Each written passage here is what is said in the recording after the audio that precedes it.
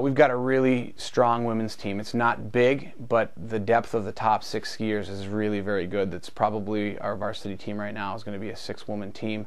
We have returner Eleanor Magnuson will lead the team. Eleanor had a rough patch of most of the year last year, but she showed what she could do at the NCAA regionals, finishing 7th and 8th.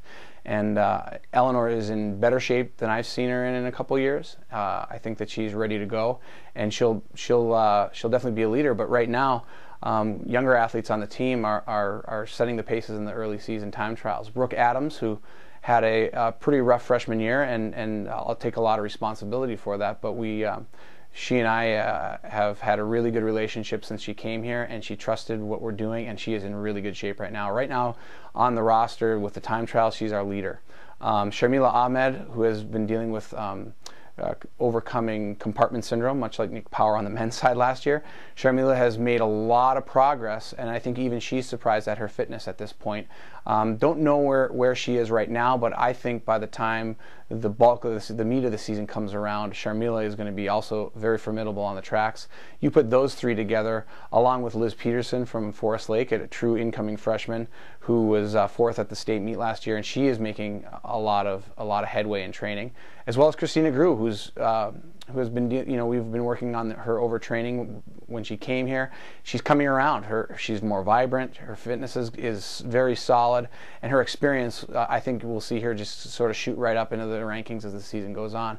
Those 4 to 5 are really the bulk of the team, and any one of those skiers could probably be our best skier on any given day. So I'm very excited that this is our strongest women's team ever. So very, very enthusiastic about seeing this team hit the trails and seeing what they can do against the conference.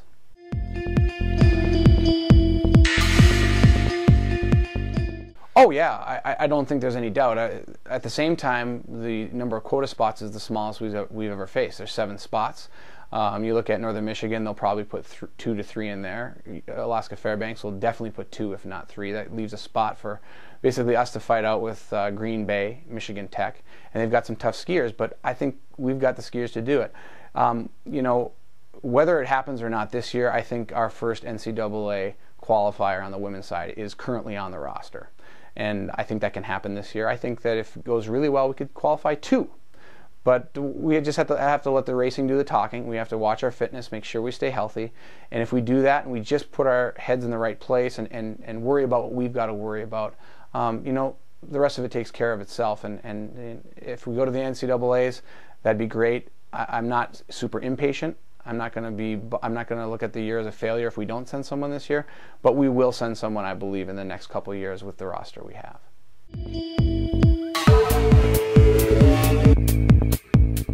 Northern Michigan is strong as always, but I think that since I've taken the job, they're probably the least deep team that we've seen, and I don't think they're invincible. But I do think University of Alaska Fairbanks is.